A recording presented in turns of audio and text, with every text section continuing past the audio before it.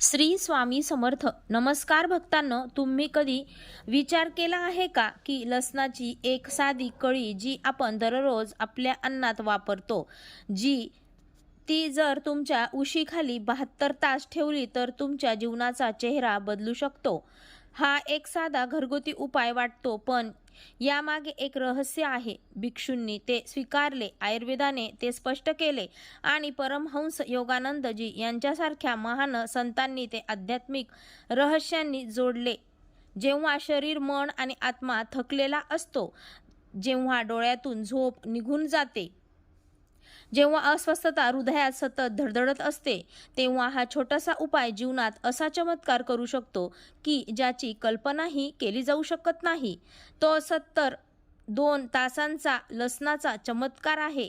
ही उशीखाली लसणाचा चमत्कार रात्र गडद झाली होती. शहरातील रस्त्यांवर शांतता होती आणि खोलीच्या खिडकीतून येणारी थंड हवा पहाटे पडदे हलवत होती. अर्जुन अंथरुणावर पडला होता, पण त्याचे डोळे उघडे होते. घड्याळाची सुई एक एक करून हलत होती आणि त्याची अस्वस्थता वाढत होती. माझ्या मनात इतक्या गोष्टी चालू होत्या की माझी झोप कुठेतरी गेली होती. हृदय जड झाले होते, मन थकले होते आणि आत्म्यावर एक प्रकारचे ओझे लादले गेले होते. ते किती वेळा वळले, किती वेळा डोळे बंद करण्याचा प्रयत्न केला, पण तो तिच्यासोबत झोपायला गेला होता. पुस्तकांच्या ढिगाऱ्यात त्याने अचानक एका जुन्या पुस्तकाकडे पाहिले, जे कित्येक महिन्यांपासून त्याच्या डेस्कवरील धूळ खात होते. परमहंस योगानंद यांच्या शिकवणीवर आधारित हे एक पुस्तक होते. तो विचार न करता पाने फिरवू लागला, पण त्याने त्याची नजर एका शब्दावर खिळली होती. त्यात असे लिहिले होते की निसर्गाने तुमच्या सभोवताली प्रत्येक रोगावर उपचार विखुरले आहेत. तुम्हाला फक्त ते ओळखण्याची क्षमता हवी आहे.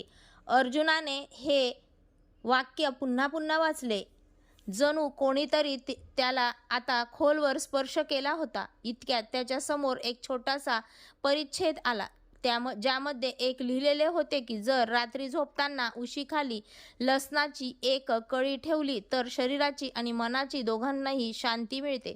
सुरुवातीला अर्जुनला हे विचित्र वाटले. लसणाची लवंग कोणता चमत्कार करतो का? हा तोच मसाला आहे जो दररोज स्वयंपाकघरात वापरला जातो. पण आता आत कुठेतरी असेही वाटत होते की कदाचित त्यात काहीतरी गुपित आहे. त्याला झोप लागलीच नव्हती, त्यामुळे का नाही असा विचार त्याने केला. तो उठला आणि स्वयंपाकघरात गेला. पेटीतून लसणाची ताजी कळी काढा आणि परत या आणि उशीखाली ठेवा. त्याने डोळे मिटले तेव्हा थोडीशी अस्वस्थता जाणवली, पण त्याच वेळी तो अतिशय शांत आहे. आणि काळानंतर त्याचे विचार मंद होऊ लागले आणि त्याचे शरीर शिथिल होऊ लागले. त्याला वाटले की तो बऱ्याच काळानंतर झोपेच्या जवळ आला आहे. अचानक स्वप्नांच्या जगात तो दिव्यांनी भरलेल्या एका खोलीत पोहोचला. तिथे दैवी उपस्थिती होती, जणू वातावरण शांतता आणि प्रकाश आहे. त्याच प्रकाशात एक प्रतिमा दिसली. ते परमहंस योगानंद होते. अर्जुनने त्याला एकदा पुस्तकाच्या छायाचित्रांमध्ये पाहिले होते, पण स्वप्नातील त्याची उपस्थिती विलक्षण होती.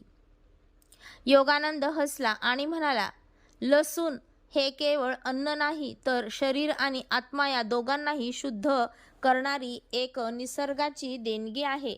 त्यातील ऊर्जा इतकी प्रबळ आहे की ती नकारात्मकता बाहेर काढते आणि तुमच्या आत फक्त प्रकाश सोडते. जेव्हा तुम्ही ते उशीखाली ठेवता तेव्हा ते तुमच्या मज्जातंतूंना आराम देते. ते तुमचे मन शांत करते आणि तुमच्या आत्म्याला पुनर्जीवित करते.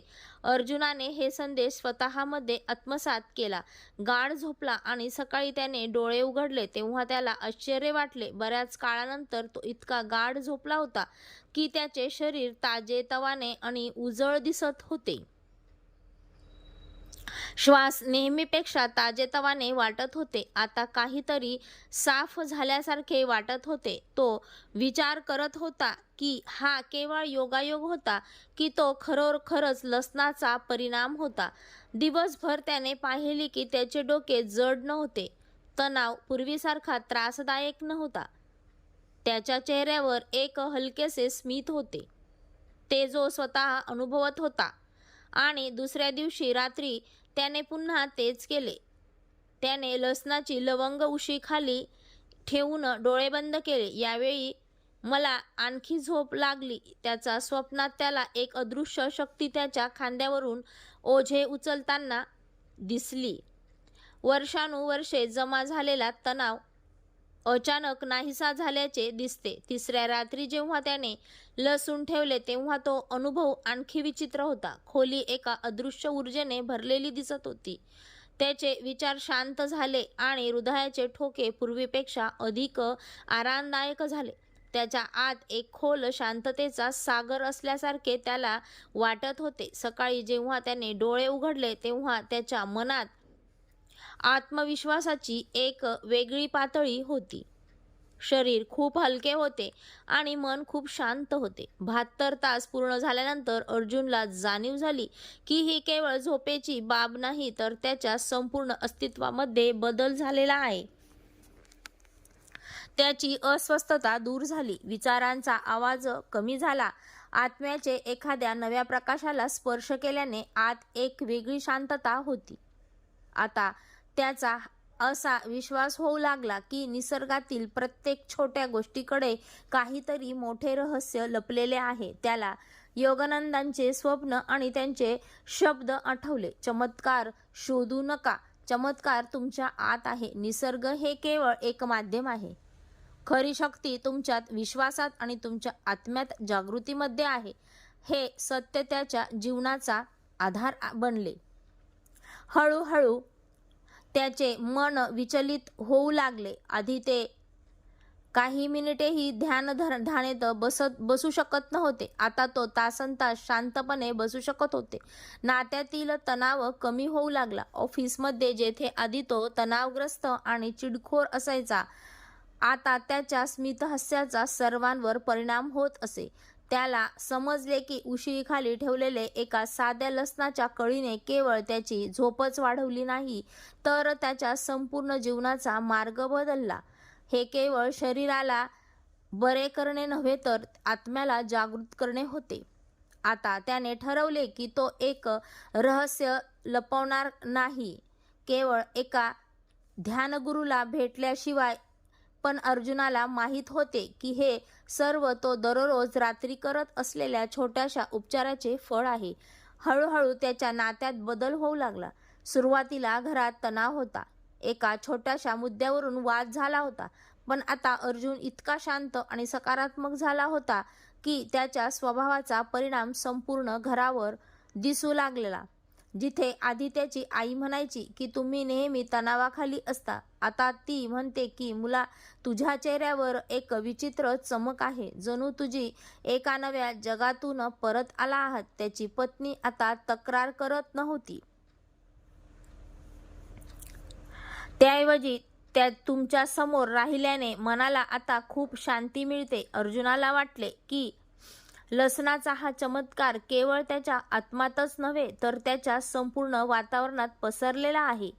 5व्या दिवसाची रात्र त्याने उशीखाली लसूण ठेवले आणि स्वप्नामध्ये तो स्वतःला एका मोठ्या डोंगरावरच्या शिखरावर सापडला. तेथूनच संपूर्ण पृथ्वी दिसत होती. पायाखाली ढग होते आणि वरचे आकाश ताऱ्यांनी भरलेले होते. अचानक योगानंद पुन्हा प्रकट झाला आणि म्हणाला, मनुष्याला बऱ्याचदा असे वाटते की चमत्कार बाहेरून येतील, परंतु खरा चमत्कार तेव्हा होतो जेव्हा तुम्ही आतून बदलता. हा लसूण तुम्हाला एक मार्ग दाखवत आहे. खरा बदल तुमचा विश्वास आणि तुमच्या आत्मविश्वासातून होत आहे. लक्षात ठेवा, साधने कितीही खूप मोठी किंवा लहान नसतात, श्रद्धा त्यांना महान बनवते. त्यांचे बोलणे ऐकून अर्जुन खूप भावुक झाला.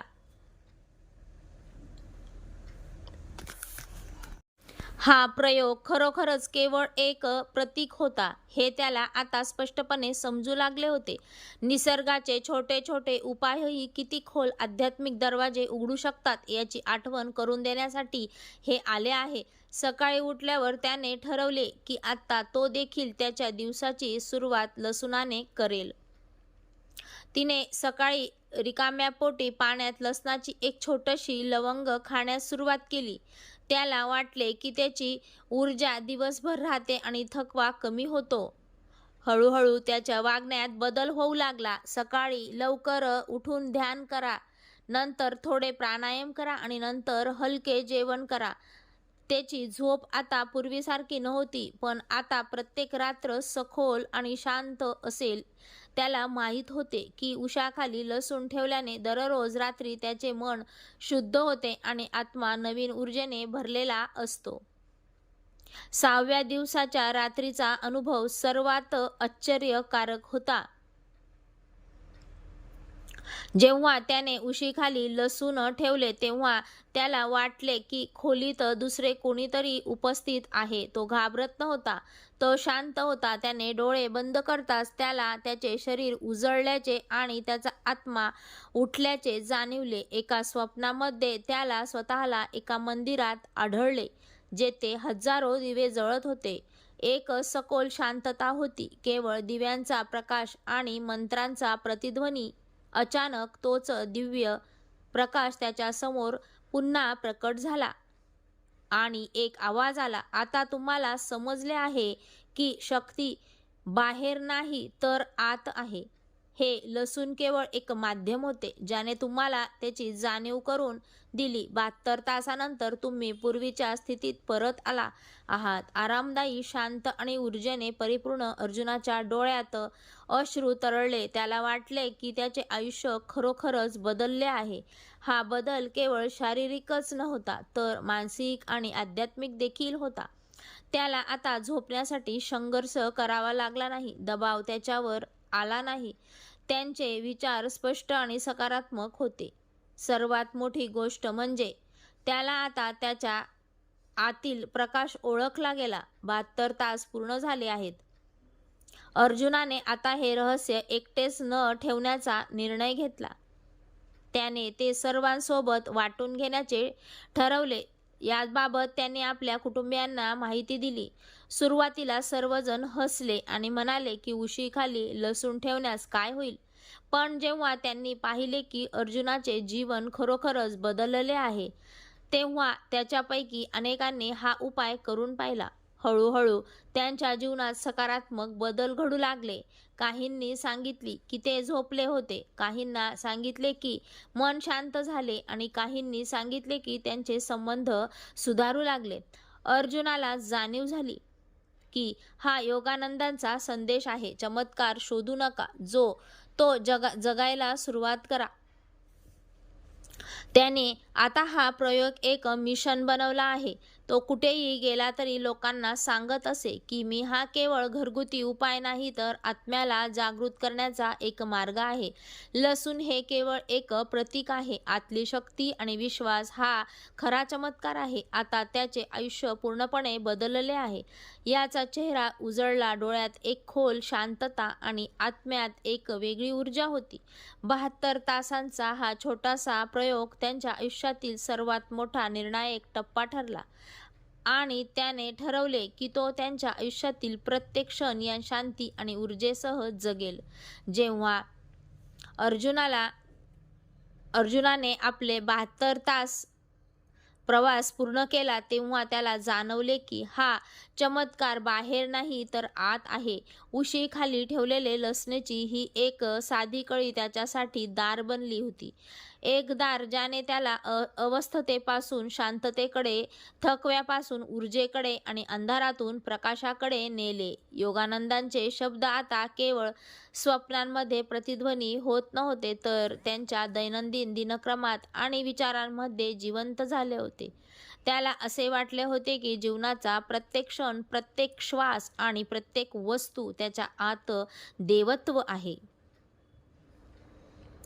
लसूणाचे हे रहस्य केवळ एक प्रयोग नव्हे, तर एक संदेश होता. निसर्ग नेहमीच आपल्यासोबत आहे. आपल्याला फक्त विश्वास आणि संयमाने ते स्वीकारावे लागते. आज अर्जुनाच्या डोळ्यांची चमक आणि त्यांच्या चेहऱ्याची चमक ही कथा सांगत होती की जो व्यक्ती यातून स्वतःला बदलतो त्याच्याकडे जग बदलण्याची क्षमता असते आणि 72 तासांच्या या छोट्याशा चमत्काराची ही सर्वात मोठी देणगी होती. आतील आत्मा जागृत करणे आणि बाहेरील जग प्रेम आणि प्रकाशाने भरणे. श्री स्वामी समर्थ.